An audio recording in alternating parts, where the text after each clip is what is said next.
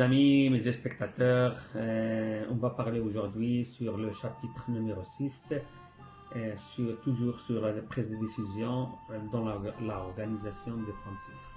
Bon, on a déjà parlé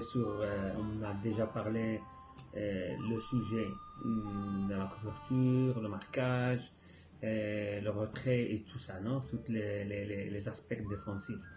Mais on va finaliser ce sujet, ce chapitre sur le marquage. Comme vous le savez, nous avons déjà parlé de la prise de décision dans l'organisation défensive et aussi nous avons parlé sur des concepts et des aspects défensifs, mais la plus importante sont les couvertures et le marquage.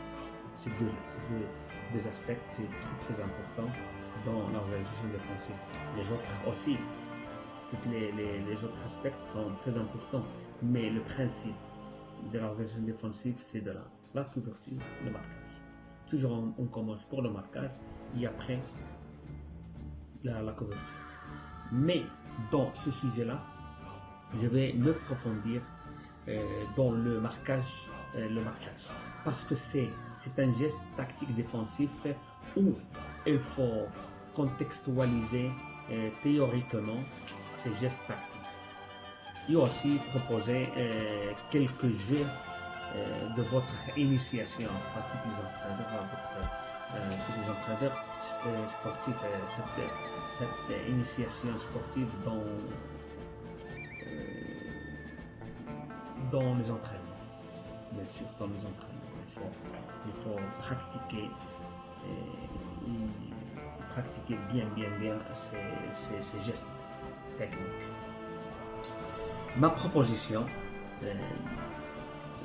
est que la initiation aux gestes tactiques dans le football soit toujours dans la manière la plus ludique possible, favorisant l'apprentissage du joueur à tous les moments et qu'il s'amuse. Le joueur s'amuse et le passe un bon moment à l'entraînement.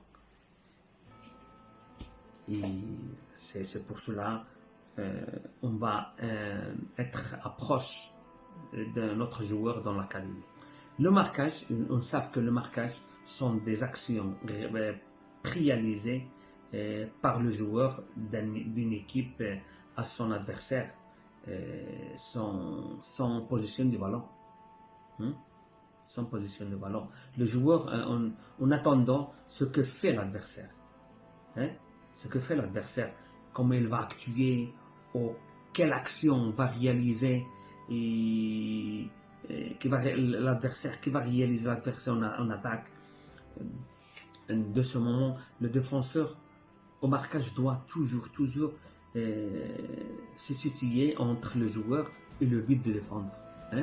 Toujours, faut faire attention quand ce point important. Et toujours, elle se tient légèrement sur le côté du joueur afin de pouvoir intercepter si est possible. Et comme nous le savons, le marquage individuel, c'est le marquage à l'homme 1 contre 1 jusqu'à qu'il se quitte de la zone. Il faut faire attention, il faut être prêt à réactionner dans le marquage. Et aussi le marquage, cela est le marquage individuel. Il y a aussi le marquage en zone. Ça veut dire que le joueur suit. Ça veut dire, par exemple, le marquage en zone, que je suis attentif. Il faut être attentif à voir qu'il peut entrer dans cette zone, dans ma zone par exemple. Il faut être attention. Je le regarde du coin de l'œil. Du coin de l'œil, et après je le fais un marquage individuel dans la zone. Il faut regarder le premier, il faut contrôler la zone. Et après, il faut regarder, chaque fois, il faut regarder le ballon et le joueur qui va rentrer dans ma zone. Et après, je vais faire le marquage. Donc, la défense de zone, ça veut dire que chaque joueur est responsable du marquage dans sa zone. Chaque joueur dans sa zone, cada joueur a sa zone. Et c'est le responsable de cette zone. Et ainsi, si l'adversaire se déplace, je l'accompagne à la limite dans ma zone et puis je transmets le marquage à mon partenaire. Une fois elle laisse ma zone, je vais passer le marquage à mon partenaire en lui parlant par exemple à toi, ou ça vient. Il faut transmettre ce message-là à ton partenaire. Et aussi, il faut faire attention lorsque l'attaquant effectue une course vers le but ou une diagonale. Presque tous les attaquants, ils ont deux travail. Une course vers le but ou une diagonale. Et donc, le défenseur ici, il peut anticiper en lui passant devant afin de le ralentir. Le ralentir et de lui faire parcourir davantage de distance et de le gêner dans sa future prise de décision. Et nous avons déjà parlé de ce type-là de contrôle, l'observation, la vigilance, l'équilibre défensif, tout ça entre dans le marquage. Nous devons baser sur les actions. Pour cela,